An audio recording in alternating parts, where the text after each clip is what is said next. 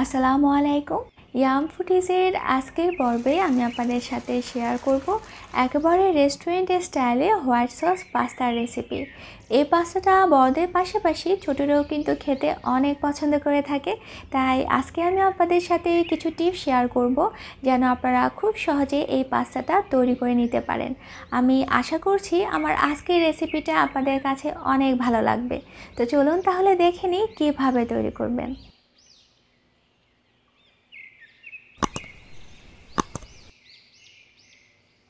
প্রথমে আমি পাস্তাটা সিদ্ধ করে নিব। তার জন্য আমি এখানে 1.5 কাপ পরিমাণ এই শেপের পাস্তাটা নিয়েছি। আপনারা আপনাদের পছন্দ মতো যে কোনো শেপের পাস্তা নিতে পারেন। আর এই 1.5 কাপ পরিমাণ পাস্তা সিদ্ধ করার জন্য এখানে আমি 7 কাপ পরিমাণ পানি নিয়েছি। তার মধ্যে দিয়ে দিচ্ছি হাফ চা চামচ লবণ এবং 1 চা চামচ তেল। সবগুলো উপকরণ ভালো করে মিশিয়ে নিয়ে এই পাস্তাটা 80% সিদ্ধ হয়ে যাওয়া পর্যন্ত অপেক্ষা করব। পাস্তা সিদ্ধ হয়ে গিয়েছে। এখন আমি পানিটা ঝরিয়ে নিব এবং ঠান্ডা পানি দিয়ে খুব ভালো করে ধুয়ে নেব। এতে করে পাস্তাটার কুকিং প্রসেসটা স্টপ হয়ে যাবে এবং পাস্তাটা খুব বেশি নরম হয়ে যাবে না। পাস্তার পানিটা ঝরিয়ে নেওয়ার পর এখানে আমি 1 চা চামচ তেল দিয়ে একটু মাখিয়ে নিচ্ছি। আর এভাবে পাস্তাটা তেল দিয়ে মাখানোর কারণে পাস্তাটা যখন ঠান্ডা হয়ে যাবে তখন আর একটার সাথে লেগে যাবে না। তো চলুন এরপরে কি করবেন এবার সেটা দেখিয়ে দিই।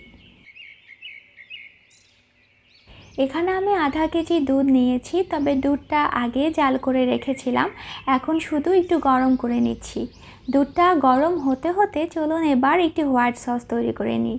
তার জন্য একটি প্যানে 1.5 টেবিল চামচ বাটার দিয়ে দিলাম। এবার দিয়ে দিচ্ছি 1.5 টেবিল চামচ ময়দা। এখন ময়দা আর বাটারটাকে খুব ভালো করে মিশিয়ে নিয়ে কিছুক্ষণ ভেজে নিব। তবে এই পর্যায়ে চুলার আঁচটা একদম কমিয়ে রাখতে হবে যেন কোনোভাবে ময়দা এবং বাটারের মিশ্রণটা পুড়ে না যায়। বাটার এবং ময়দার মিশ্রণটা ভাজা হয়ে গিয়েছে। এখন আমি এই মিশ্রণটাকে গরম করে রাখা দুধের মধ্যে দিয়ে দিচ্ছি। এবার খুব ভালো করে মিশিয়ে নিচ্ছি, তা না হলে কিন্তু দলা পেকে যাবে। এখন এই লিকুইডটা একটু ঘন হয়ে যাওয়া পর্যন্ত মাঝে মাঝে নাড়তে থাকবো। হোয়াইট সসটা কিছুটা ঘন হয়ে আসছে। এখন দিয়ে দিচ্ছি হাফ চা চামচ লবণ, 1 চা চামচ গোলমরিচের গুঁড়ো এবং 1 চা চামচ চিনি। সবগুলো উপকরণ ভালো করে মিশিয়ে নিয়ে এবার দিয়ে দিচ্ছি হাফ চা চামচ মিক্সড মশলা।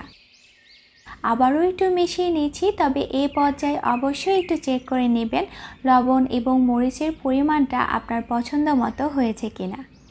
এখন দিয়ে দিচ্ছি একটি সিক্রেট মশলা জায়ফল, যা রেস্টুরেন্ট স্টাইলে হোয়াইট সস পাস্তাটা তৈরিতে ব্যবহার করা হয়। তবে খুবই সামান্য পরিমাণে দিতে হবে, 1 চিমটির মতো। খুব বেশি দিলে কিন্তু স্বাদটা খারাপ হয়ে যাবে। পাস্তা তো আগেই সিদ্ধ করে নিয়েছিলাম আর এখন হোয়াইট সসটাও তৈরি হয়ে গিয়েছে। এখন পাস্তাটা তৈরি করে নিব। তার জন্য একটি প্যানে 1 টেবিল চামচের মতো রান্নার তেল দিয়ে দিলাম। তার মধ্যে দিয়ে দিচ্ছি 1 টেবিল চামচের মতো রসুন কুচি। রসুনটা একটু ভেজে নিয়ে দিয়ে দিব আধা কাপ পরিমাণ একটু মোটা করে কাটা গাজর। আর গাজরটাকেও আমি 2 মিনিটের মতো একটু ভেজে নিব। তবে রেস্টুরেন্ট স্টাইলে হোয়াইট সস পাস্তার ভেতর যে সবজিগুলো ব্যবহার করা হয় সেগুলো কিন্তু খুব বেশি সেদ্ধ করা হয় না, একটু কাঁচা কাঁচা ভাব থাকে, তাই খুব বেশি ভাজার দরকার নেই। এখন দিয়ে দিচ্ছি আধা কাপ পরিমাণ ক্যাপসিকাম, আর ক্যাপসিকামটাকেও আমি 1 মিনিটের মতো একটু ভেজে নেব। আজকের পাস্তায় সবজি হিসেবে আমি গাজর আর ক্যাপসিকাম ব্যবহার করেছি। আপনারা আপনাদের পছন্দ মতো যে কোনো সবজি ব্যবহার করতে পারেন। চাইলে আধা কাপ পরিমাণ ছোট ছোট করে কেটে রাখা ব্রকলিও দিতে পারেন।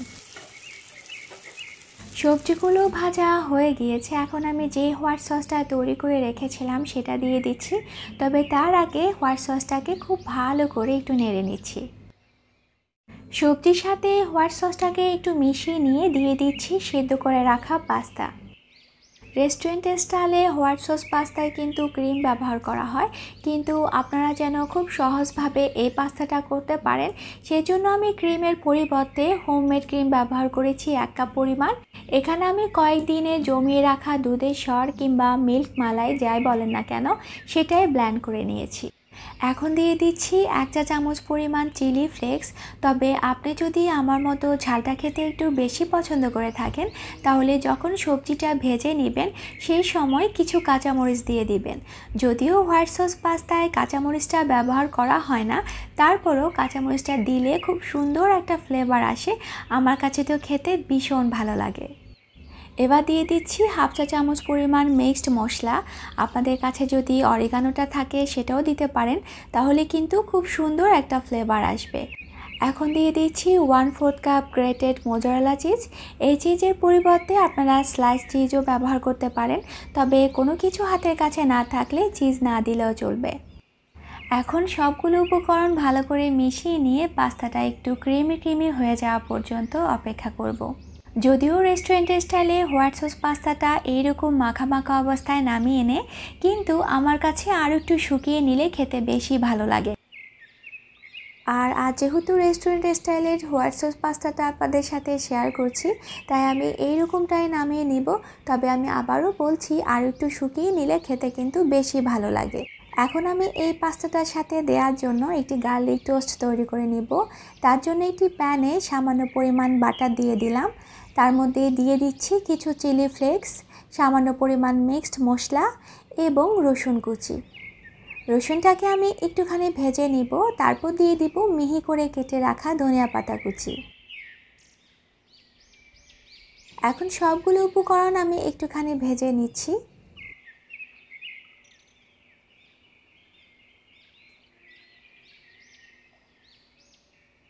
এখন দিয়ে দিচ্ছি 4 পিস পাউরুটি, আর এই পাউরুটিগুলোর সাথে মশলাটা যতটুকু সম্ভব হাত দিয়ে লাগিয়ে নিয়েছি। আর কিছুক্ষণ পর পর একটু উল্টে পাল্টে দিতে হবে, আর এই কাজটা কিন্তু খুব সাবধানে করতে হবে। আমি চুলাটা কমিয়ে রেখেছি আর এভাবে কিছুক্ষণ রেখে দিব, এতে করে পাউরুটিটা অনেক ক্রিস্পি হয়ে যাবে। আর এই ক্রিস্পি পাউরুটিটা কিন্তু পাস্তার সাথে খেতে ভীষণ ভালো লাগে। আর আপনি যদি আমার চ্যানেলের কোনো রেসিপি ফলো করে কিছু তৈরি করে থাকেন, তাহলে সেই রেসিপির ছবি কিংবা শর্ট ভিডিও আপনি আমার ফেসবুক গ্রুপে শেয়ার করতে পারেন, তাহলে কিন্তু আমার কাছে ভীষণ ভালো লাগবে। ফেসবুক গ্রুপের লিংক আমি আমার এই ভিডিও ডিসক্রিপশান বক্সে দিয়ে দিয়েছি। তৈরি হয়ে গিয়েছে আমার হোয়াইট সস পাস্তা। আমার আজকের রেসিপি ফলো করে অবশ্যই বাসায় তৈরি করে দেখবেন। রেসিপিটা ভালো লাগলে একটি লাইক দিতে এবং আপনার মন্তব্য জানাতে একদমই ভুলবেন না। কথা হবে আপনাদের সাথে অন্য কোনো ভিডিওতে নতুন কোনো রেসিপি নিয়ে। সেই পর্যন্ত ভালো থাকবেন সবাই। আল্লাহ হাফিজ।